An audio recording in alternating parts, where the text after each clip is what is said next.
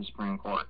Because what they said is, because in another court case, we interpreted, not that the court agreed, but we interpreted that the 2001 authorization for use of military force applied to American citizens and anyone else we might consider somehow involved with Al-Qaeda or somehow associated forces of someone committing a belligerent act, then because we said that in a court case, it's now true. We're saying it again here. You have no right to hear this case, not because American citizens can't be detained under the 2012 NDAA, but because the government argues they already could be detained under the 2001 authorization for use of military force, so why on earth are they challenging the NDAA? Okay. So essentially you got a government that is completely ignoring its own law to try to say, well, you challenged the wrong law. It's not that we can't detain you indefinitely. It's not that we can't send you to Gitmo. We already could. Why are you bothering with the 2012 NDAA? Which I find to be a chilling argument by the government, is that they already had this power since 9/11, and there's no reason. Why are you complaining about it now? Many of my guests and a large segment of my audience believe that Franklin Delano Roosevelt sold us out, made us all slaves to the bankers back in March 7, 1933. And they also contend that, we got we're under martial law. We keep talking about worried about martial law. We've actually been under martial law possibly since the Civil War. In other words, nothing is as it seems. I would disagree with that legally, based on my research into the military history of the United States and the Posse Comitatus Act. Okay. I know we've been under a state of emergency, but a state of emergency is merely slightly expanded powers to the president to utilize certain resources depending on what the executive order says per the state of emergency. Sometimes like a state of emergency for, I know we're still under a state of emergency from 9/11, and that state of emergency gave the president the authority to utilize certain resources in responding to that. But when it comes down to martial law, one has to break down that term. Martial law being rule of the military. And the rule of the military, or military law, martial law, has actually, based on our research, officially only been in place since the 2012 NDAA declared the United States a battlefield subject to disposition to the law of war, which is the only place in legislation that we actually see this. Now, Executive Order 9066 was rescinded in 1946. That also brought the law, or martial law, essentially, on certain parts of the country to detain the Japanese Americans. And Proclamation 94 in 1862 also brought martial law on people who were considered disloyal to the northern government. But that was also rescinded later. So the larger point, though, is the government has been, over many, many, many years, every time we get into a war, it has assumed the power to violate our rights, up to and including military indefinite detention. And that's what we have today. So when it comes down to it, whether or not we've been under martial law since 1862 is really arguing over semantics. Okay. The fact is, we are right now, and we need to turn it back. We need to understand where it comes from. It comes from the laws of war being applied here at home, and then we need to do something about it. All right, let me talking about semantics. I filmed the first Homeland Security meeting after 9/11. They held that at Sandia Labs in Albuquerque, on Kirtland Air Force Base. Colonel John Brinkerhoff was lecturing, and I got in and filmed it, or at least had my cameraman slip in and filmed the whole thing. And it was interesting. He said, that we're in for a long war, and I assume he's talking about the war on terror. I've always felt that the war on terror was a war against anyone, anywhere in the world, including the United States, that didn't want to go along with one world government of the bankers, by the bankers, and for the bankers. And Colonel Brinkerhoff kind of confirmed that to me. He said we're in for a long war, it might be longer than the Cold War, and the enemy's weak. The enemy doesn't have tanks and planes and helicopters, so they're going to use unconventional methods. We need to use unconventional methods to counter this. And in case of a atomic attack, a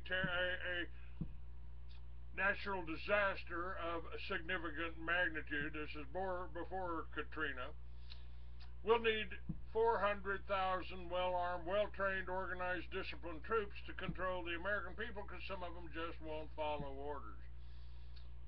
He also said that was in case of a single outbreak of smallpox. In other words, if you don't want to go in the Walmart parking lot and get a vaccination for a disease that's been eradicated for 100 years, you don't want to take a vaccination that'll give you a mild case of smallpox,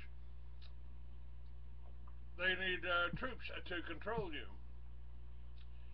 And he said this war, unlike other wars, will be fought on American soil. So wasn't that the announcement of basically what the NDAA is doing now, is accomplishing now? I haven't obviously seen that video, but I'll take your word for it. And if he did indeed say that, it lines up with a lot of the stuff that has come out actually just before the NDAA. You had the BEMA, and many people don't know about BEMA, but BEMA is the Biometrics Identity Management Agency. The chief scientist or head at BEMA used to work for the military, given billions of dollars as a scientist in psychology and battle psychology. So he now moved over to the Biometrics Identity Management Agency, and the video advertising the BEMA is essentially the world as a battlefield, including the homeland. And that has been kind of a sentiment of the Bush and Obama administration since 9/11, but never really put into practice, never put into law until the 2012 NDAA. It's important not to just go after the 2012 NDAA, because the Bush administration claimed this authority back in the case Hamdi v. Rumsfeld in 2004. So they've been claiming this authority for quite a while, to just pick up any American citizen they want, call them a terrorist, and off they go. This massive expanse of state power. But the fact is, they consider America a battlefield. And when your Homeland Security guy said the war will be fought here, they considered Watertown a battlefield. Look what happened there. Look at the massive amount of people's rights, and we're almost at, if we're not at, the anniversary of the lockdown of Watertown. And that was just a year ago, where people had their doors kicked in by armed military and police officers. So you really have this culture now that's starting to pervade American military, that they need to be operating on U.S. soil. Very, very dangerous. It violates the spirit of the Pars Comitatus Act, maybe not the act itself, but the spirit of it, certainly. That was put in place during the Reconstruction period, when the military was literally keeping blacks from voting. They said, whoa, whoa, whoa, we can't be having that, and passed the Pars Comitatus Act. And so you've got this express prohibition on the use of the military on U.S. soil for that very reason, that they abused their power heavily. And now we're considering the world a battlefield simply because the executive branch has decided, and Congress has acquiesced and went, okay, you can have it, that it needs the power to do whatever that the person, whether Republican or Democrat, in the executive branch wants to do. Well, I have a problem with our whole voting system. I mean, every president since Washington has been either a Republican or Democrat. I consider that two wings of the same bird, and that bird's a global vulture, it's not an eagle. Yeah, it's one of the best ways I ever heard it described, I still really like, is by John Adams. In a letter in 1780, he said that there is nothing I dread so much as a division of the republic into two great parties, each arranged under its leader, and each concerting matters in opposition to each other. This, in my humble apprehension, is the greatest political evil under our Constitution. Divide and conquer, it's the oldest maxim in warfare. Romans used it on the Gaelic tribes, absolutely.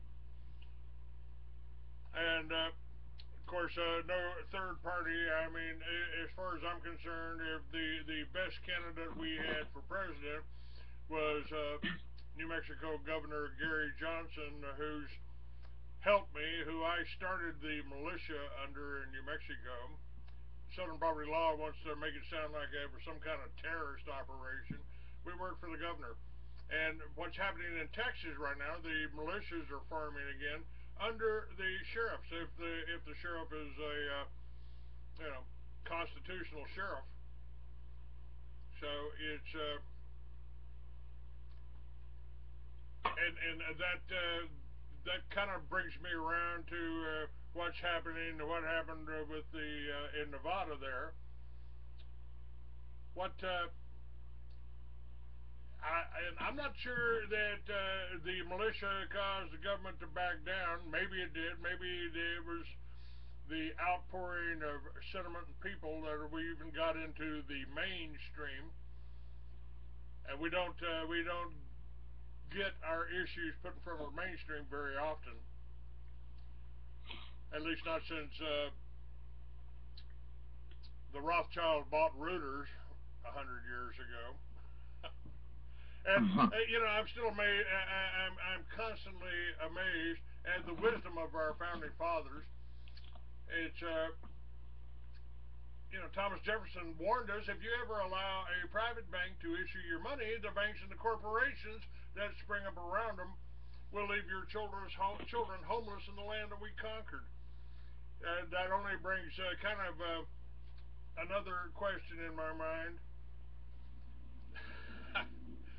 And that's, are we under communism or fascism? Every plank on the Communist Manifesto is intact in America today, and corporations and governments working for the banks is the definition of fascism. So exactly what kind of system do we have here?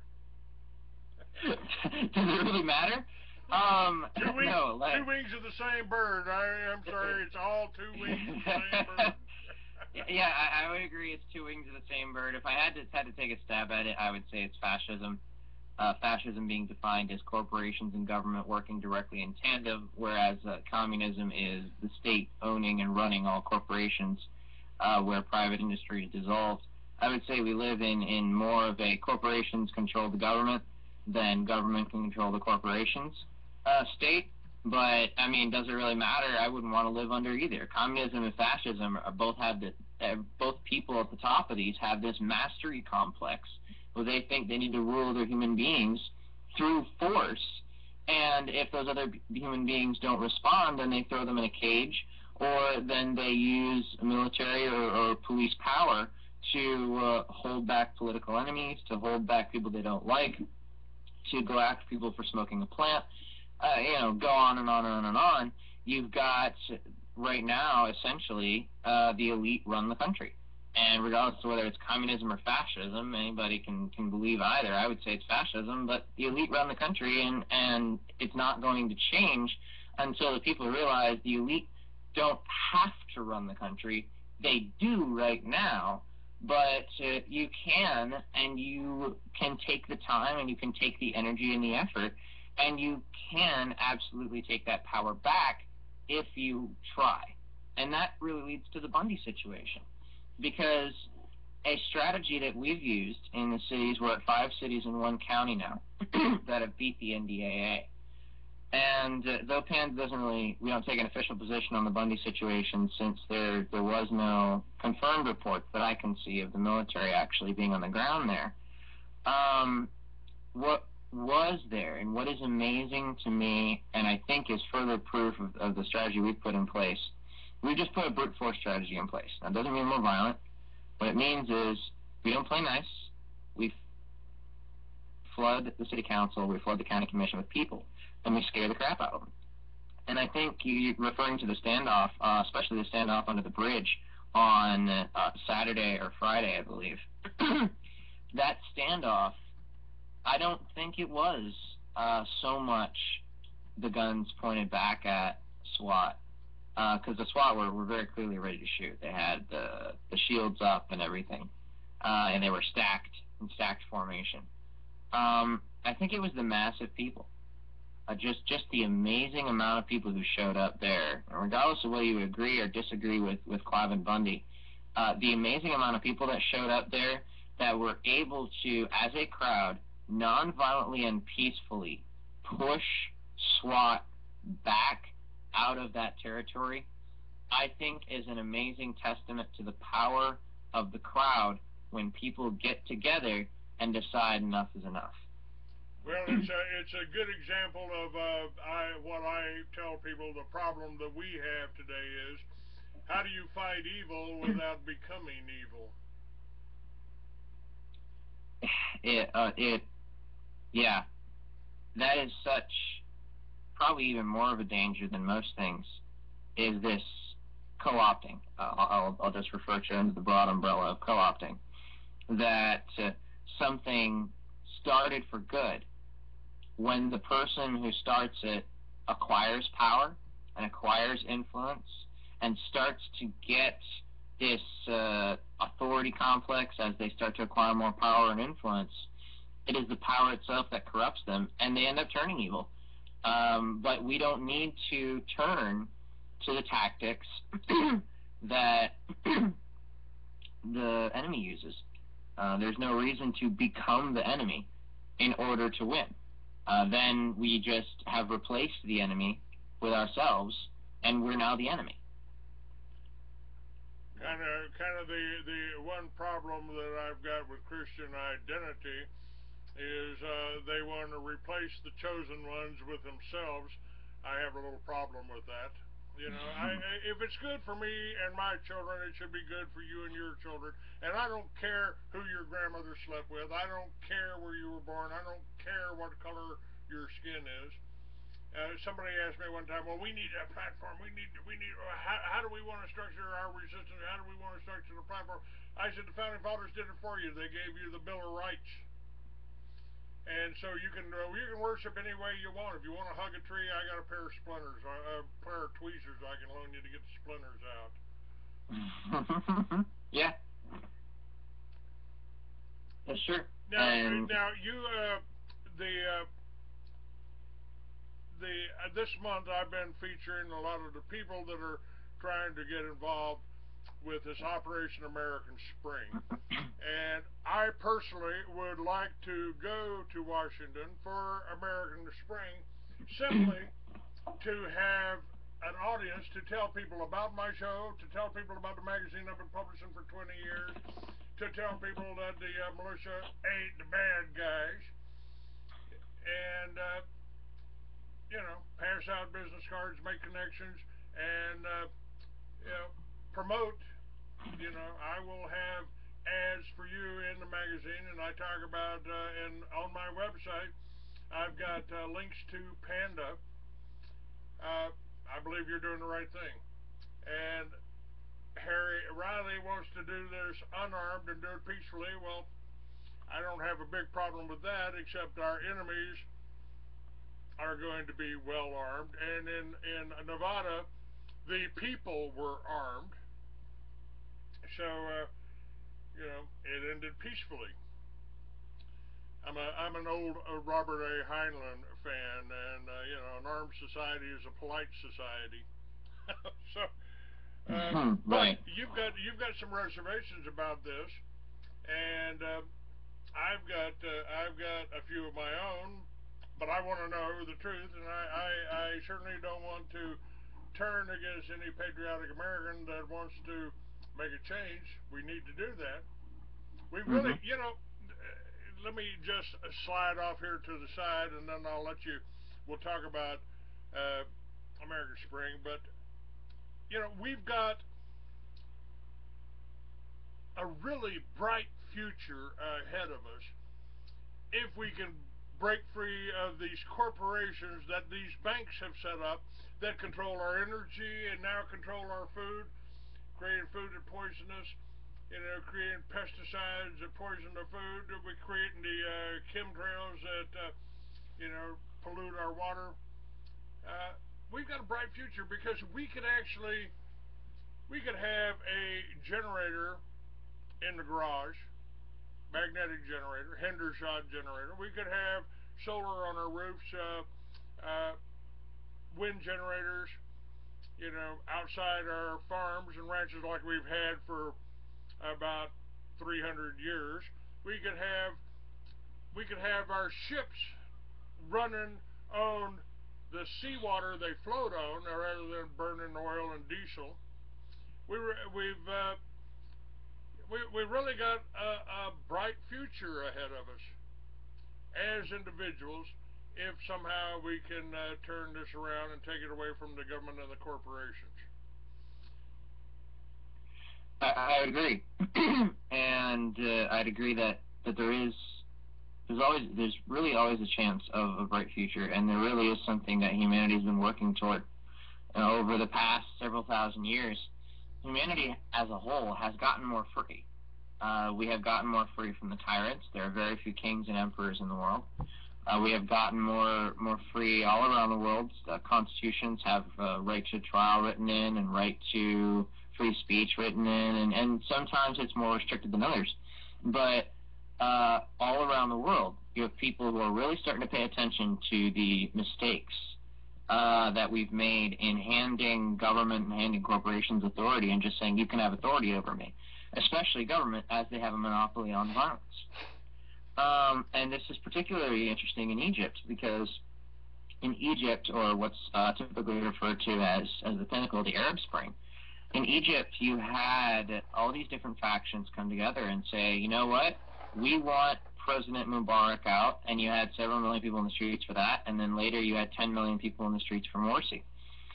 And this comes down to the Operation American Spring and some of my concerns about it.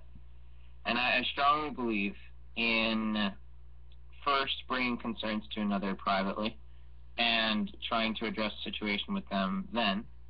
And if that doesn't work, then you go publicly, and if they approach you and you are able to talk over and resolve your concerns, then you retract the statements. But if not, then you carry them out. And I've already done my best to approach the people behind Operation American Spring with these concerns. So I think it's valid to voice them now. The issue when people are desperate is everything looks like a life raft.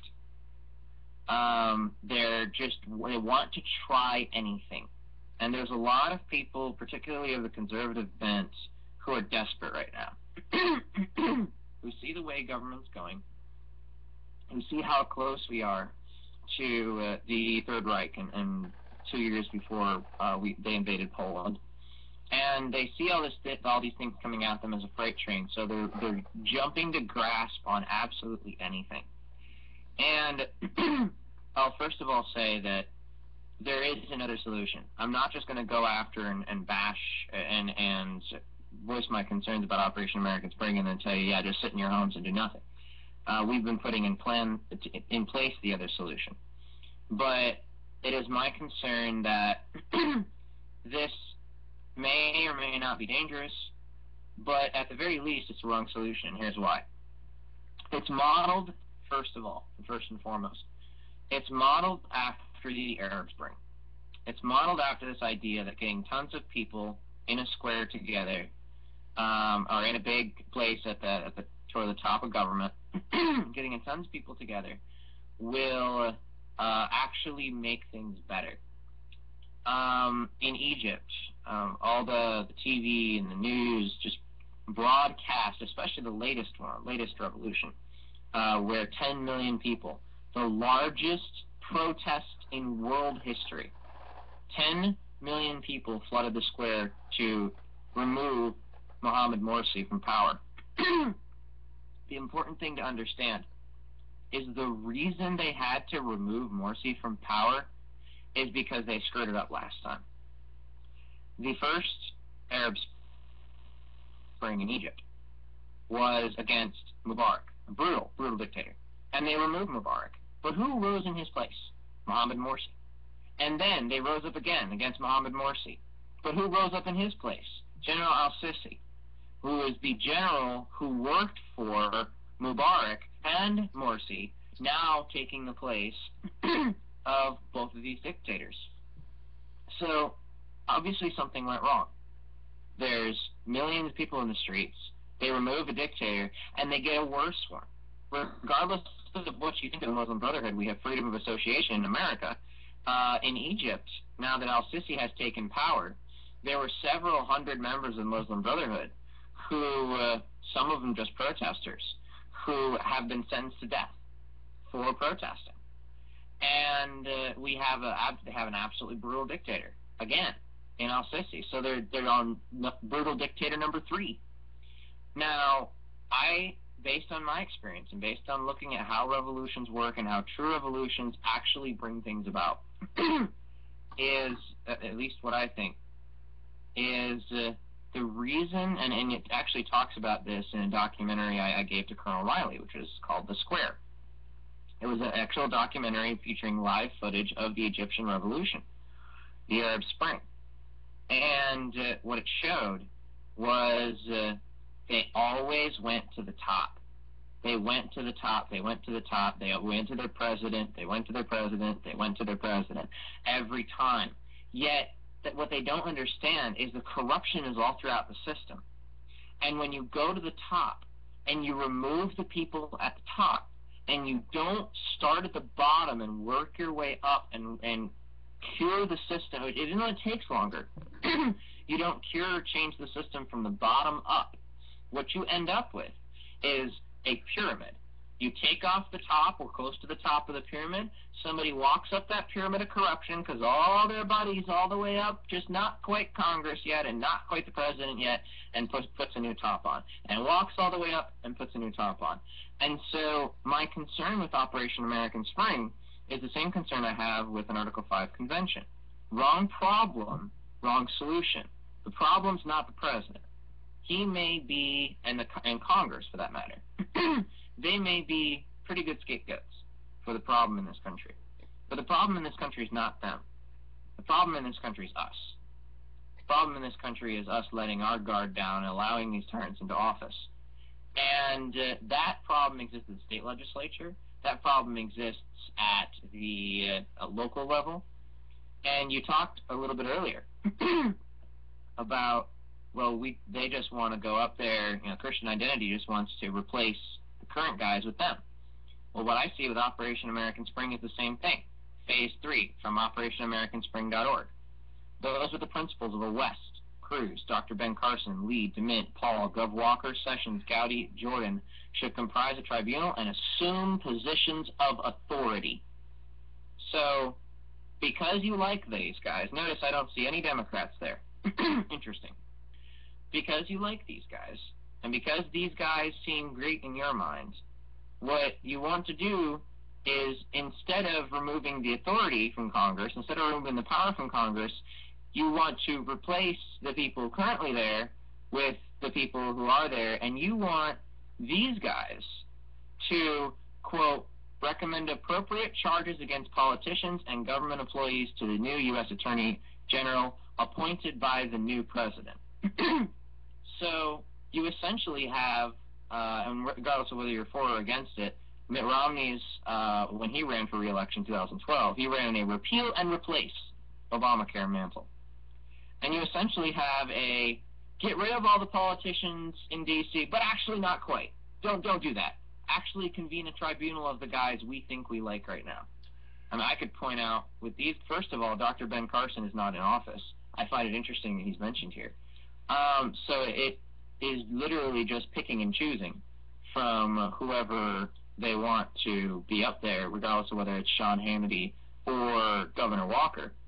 And I could give you plenty of information on these guys who are currently listed here as to why they should never be aware of that. But the point is It does not seem that Operation American Framework, because all they're doing is they're replacing one monopoly with the monopoly by misidentifying the problem. The problem's not Congress. The problem's not our elected officials. You replace them with new elected officials. We've done that for 200 years. How well has that worked?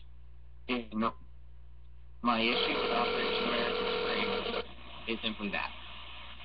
Hang on just a second, that's me trying to bring up Crusade. Hopefully we got them up here. Yeah, but I got too much static on that. I can't have that. Let's try it again one more time here. See if we can reach this. I'd like to have as many channels up as I can here. Of course. I'm still getting a busy signal here.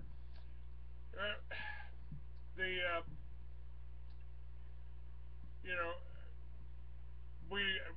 my career now spans pissing off 4 presidents. I've found problems with both of them.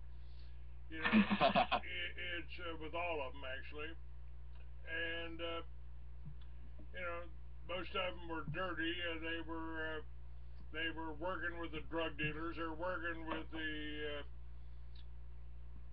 murderers out there, BATF exclusively. Now they've just got a new agency, the BLM, that they're putting up in front. It's so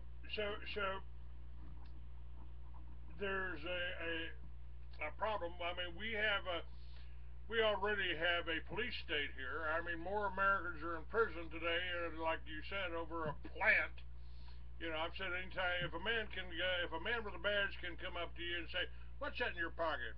Whoa, is that marijuana? Is that cocaine? Is that wow? You're gonna go to jail and work for IBM for a while. 25 cents an hour. You're living in a police state. And my recommendations are tear down those fences, Mr. Obama. Replace them with tables and let the Colombians and the Peruvians and the Mexicans bring all their agricultural products up, lay it on the table, pay a duty, and let Americans take it home with them. You know, there's no crime if you want to kill yourself with heroin or methamphetamine. Try to do it over in a corner over there somewhere. You know, so we don't have to support you and provide you room and board and food, you know, for the next 3 years, 10 years in the prison systems.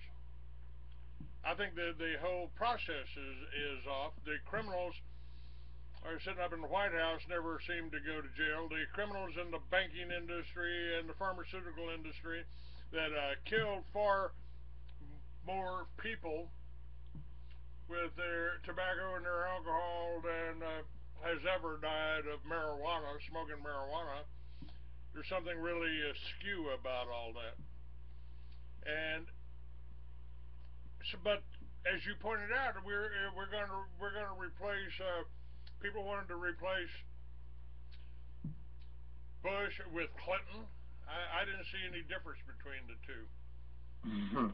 Now, what do we do? If the NDAA is about stopping the government from being able to just pick me up and make me disappear, but actually, that's and they've been doing that. I mean, we just we talked about this soldier they picked up, and they were going to give him a chemical lobotomy, and they're actually doing that with our soldiers. I mean, and the government's paying for the drugs that they're using to lobotomize them with. How do we do? You know, what do we do here? What if NDA is, if we can beat that? What do we have to replace it with? What do we have to? How do we replace this government and make it of the people, by the people, and for the people, instead of a one world government of the bankers, by the bankers, and for the bankers? What do we change here? What do we do? So, and I don't pretend to have all the answers. I've been wrong before. I have no problem with being wrong again. And I've no problem responding to information. But based on what I found over what is now almost 2.5 years of activism, and the numbers of people, thousands of people that I've worked with over the years, what we found is probably the most accurate way to describe our system is government corruption. Corruption in general is like a pyramid. You have the money at the top, follow the money. Wherever you consider having the money's at the top. Just in that you have federal government, then you have state government, then you have local government, then you have people. If you pull the top brick from that pyramid, or the brick under that, all you do is allow the entire corrupt system to just shuffle another brick up to the top and place a new top on. But instead, you take brick by brick by brick by brick out of the bottom of that pyramid, and you reach 51%, that pyramid will fall. And how does that get into action? So who's going to be more likely to defend your rights? Let's say Emmett. Emmett, Idaho is a city that banned the NDA back December 17th, 2013. In Emmett, you have federal agents who just come from Virginia, and they're going to go detain somebody using the military. Is a law in D.C., a piece of paper in D.C., or the police department, knowing that they'll get fired if they participate or if they allow that action to happen in their community, much more likely to stop those federal agents? Text on a piece of paper or the guns of the local police or sheriff? Say the guns of the police or sheriff's probably be your best bet. Because those guys, even though we have police brutality in this country, it's starting to get worse and worse, and it's going to start recoiling. And the reason it's going to start recoiling is because it's easier to hold local officers, local deputies accountable than it is federal agents, than it is military members from another state. Because at least with your police and at least with your sheriffs, you see them at the gas station. You can go up to your city council and get them fired. If they're a sheriff, you can get them gone. And this is starting to happen all across the country. Sheriffs are losing their positions based on their unconstitutional stance. So what I see here is, at least in my opinion, the strategy we've used at Panda is, instead of going to the top of the pyramid and never solving the real problem, which is power itself, government whole, assuming that text on a piece of paper is more worth it than our local government's guns, local government's, and our local police department's willingness to those ads, we have misidentified the problem. And my recommendation to people is, instead of to take down a monopoly, it is to some extent, whether it's the NDA or the NSA or whatever it is, to pick something at the local level, some issue where your police department can be forced to follow their oath and defend your rights, and in whatever area you want them to defend your rights, because then we're taking the power out of the system, the bottom up. And when we do that to 51% of the system, the rest of the system cannot sustain itself, and it will fall. That's where I would say is the solution. Instead of removing the puppet at the top, instead of removing the guy way up there, instead of removing Congress, and remember where Congress comes from. It comes from state government. They come from local government.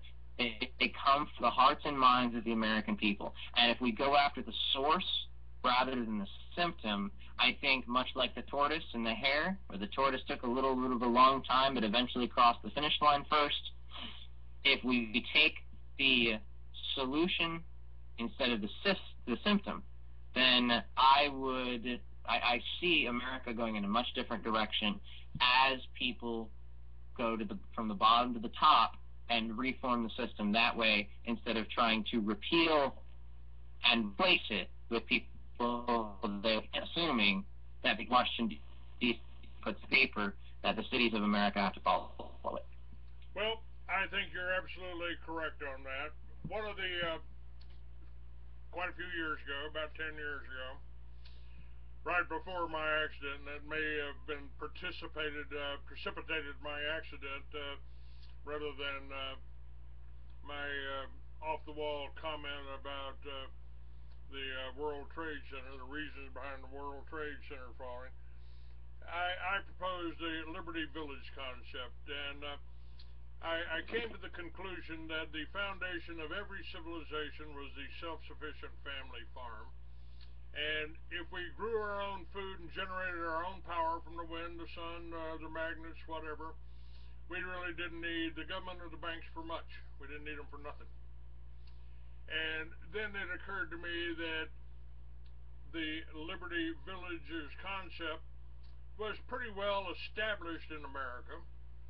I call it small town America. We spread out, we went across the river, we set up a little community that was surrounded by farms, surrounded by self-sufficient family farms, and they came into town to bring their goods in and to trade. And if there was corruption in that town, the townspeople got together and took them out. I believe they called it posses back then, and everything worked pretty well in America. We grew into a world power based on those farms and those collectives.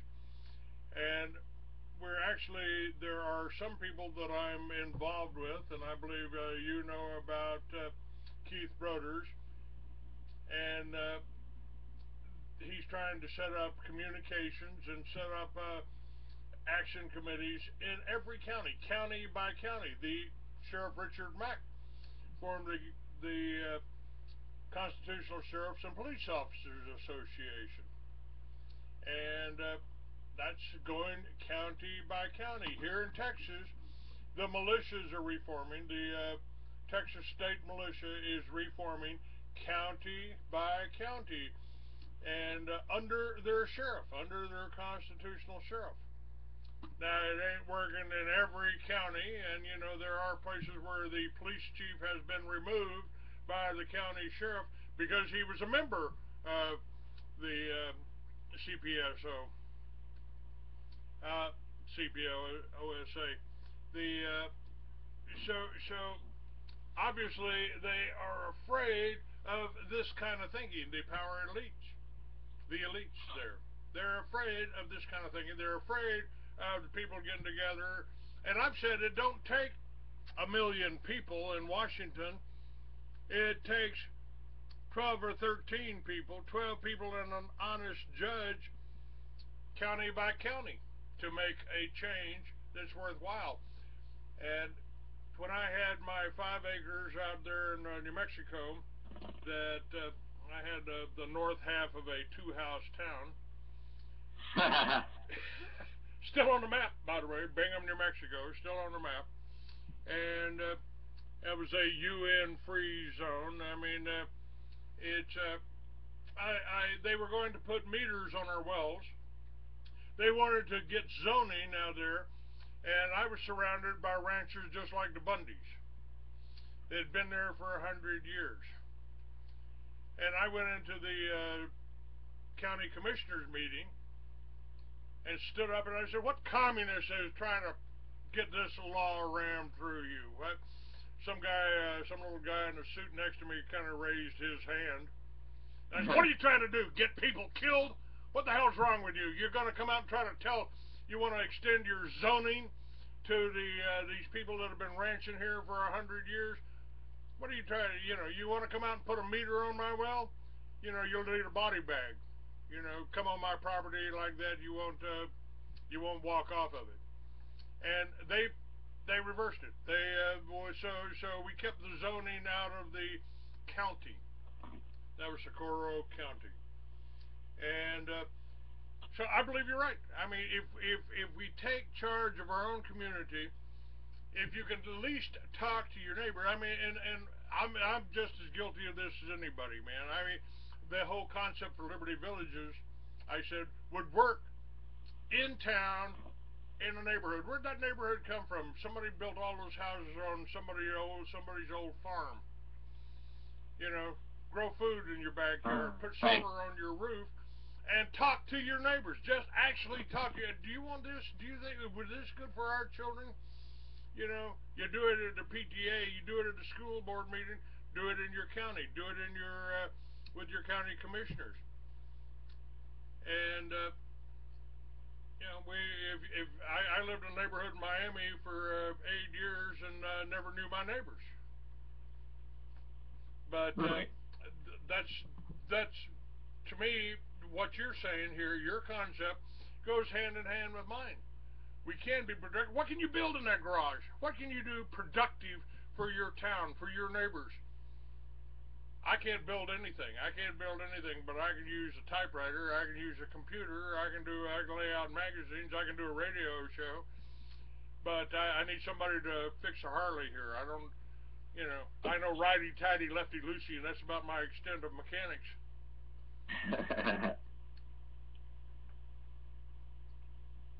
But I mean, we've got the structure is here. The Constitution is here. The Bill of Rights is here. That gives us the structure. Now I've got a lot of people say, well, the county, the Bill of Rights wasn't this what, you know. I also, as you were talking, I could hear Don Henley in my head. I've met the enemy, and he is us. Yep. They have they don't call television programming for nothing. You know, you think you need you know, I like Magnum, but I don't fit in a Ferrari. You know, it's you know, this is the way they get you. They control your thinking with this media.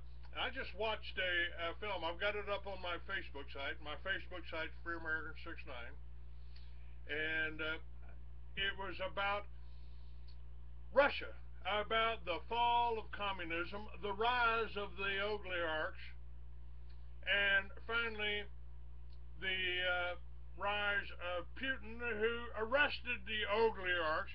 He arrested the Rockefellers of Russia.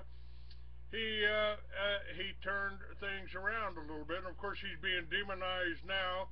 This whole thing in the Ukraine, Chechnya, places like that.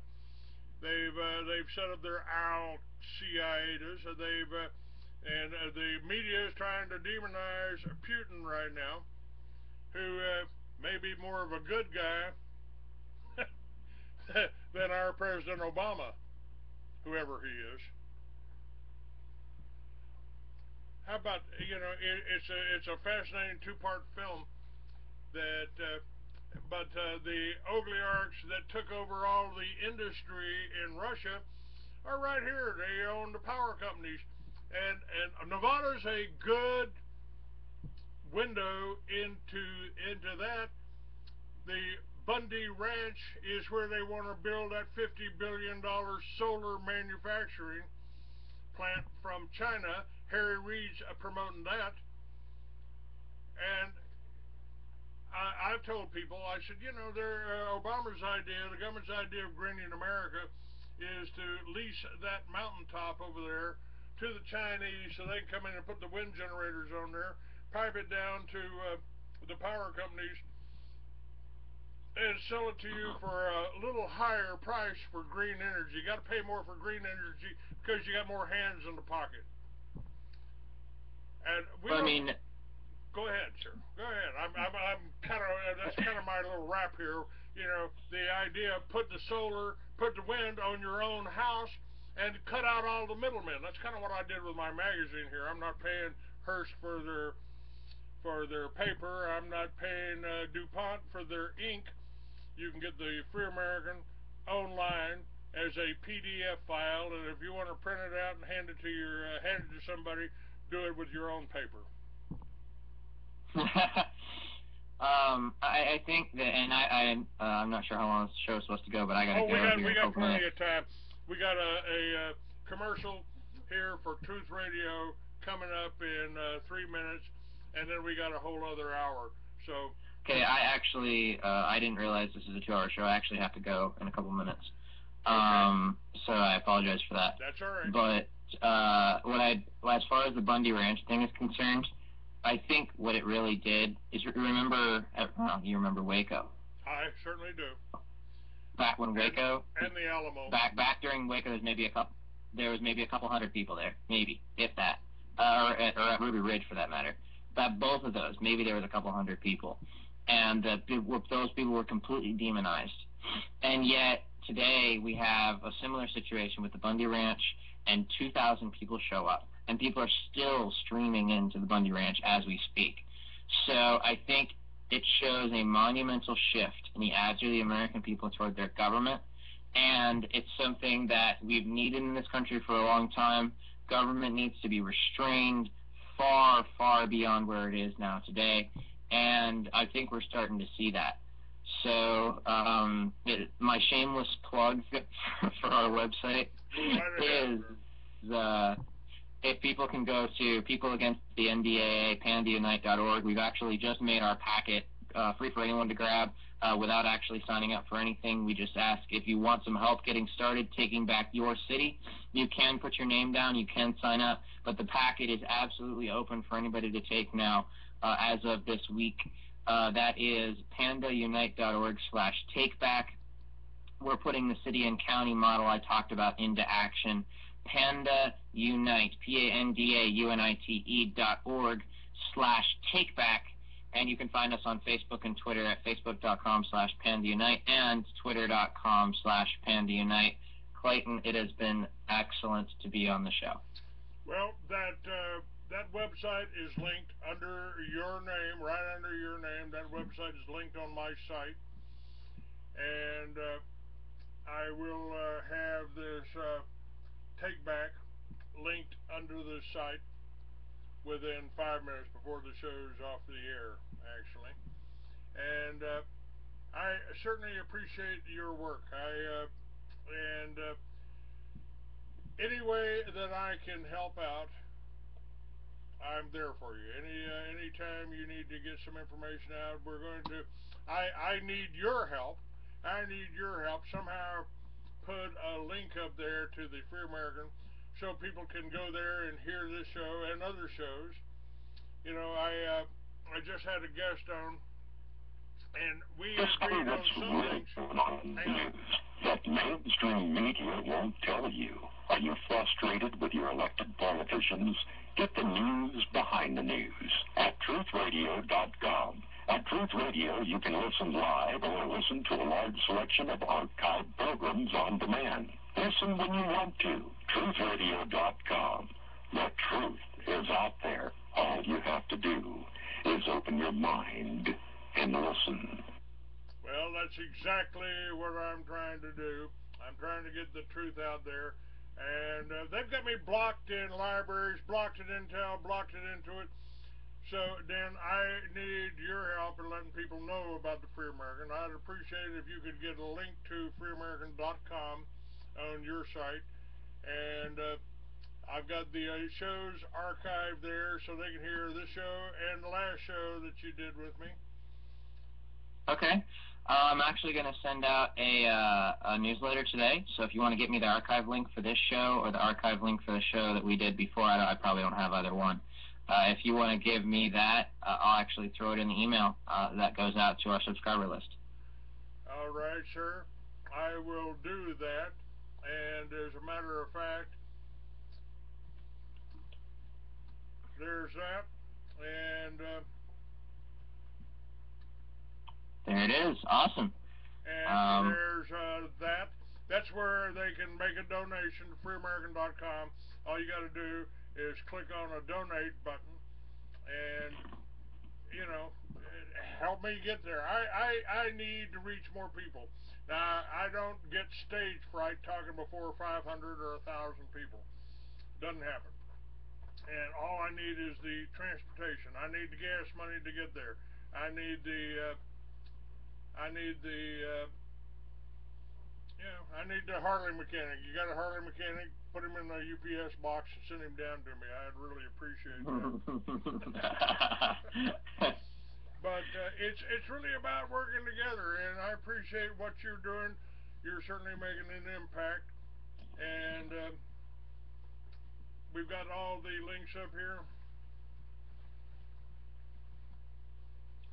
Well, right now. thank you very much, and we'll do seeing ghosts.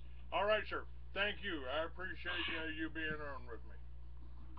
Absolutely. Have a great day. You too. Bye-bye now. All right. Let's see here what else we got.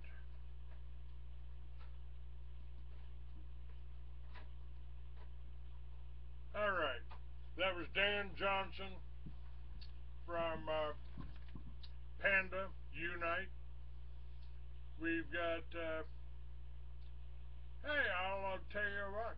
Now that that's off, if you want to talk, we could actually do that. You can call in on 646-915-8774. It's, yeah, Drexler. Yeah. Ted Bundy. Dr. Bundy Ranch. Yeah. Maybe it's all just a plan here.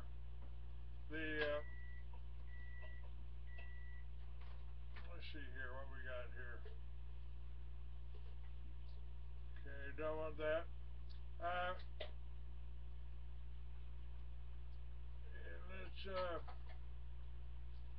We got somebody here that was just out there, and a couple of people, they're a little tired. Whoops. Let's do it over here so it'll get up on the thing here. Hi, ladies and gentlemen. Today's April 13th.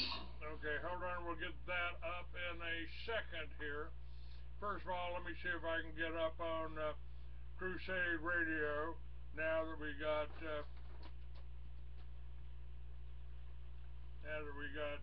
a line clear. See if we can get a second hour on Crusade without losing too much.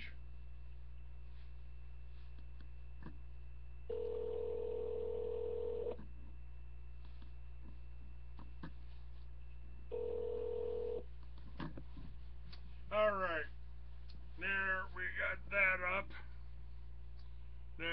Let me see what else we got here.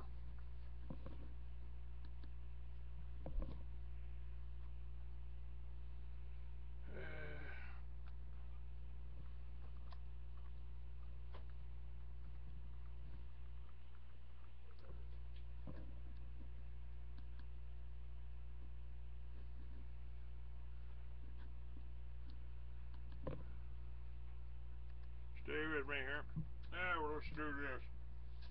Little musical interlude here while I warm up my coffee and try to get this up. Let's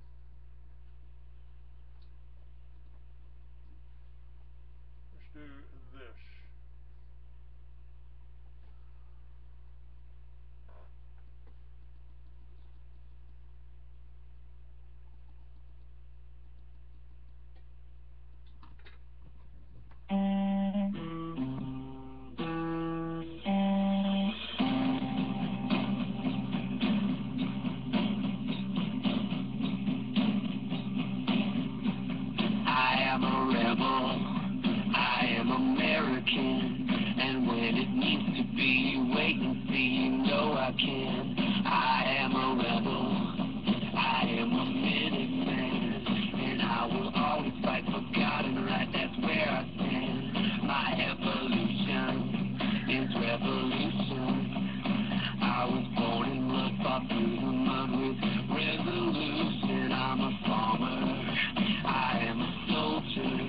I just want to be free, but mess with me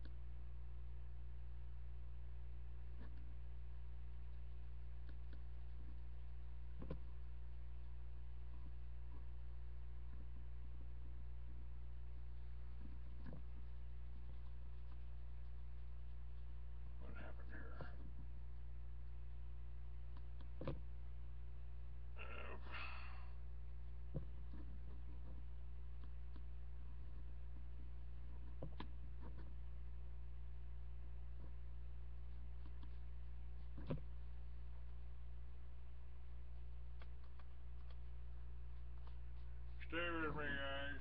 Trying to get this working right.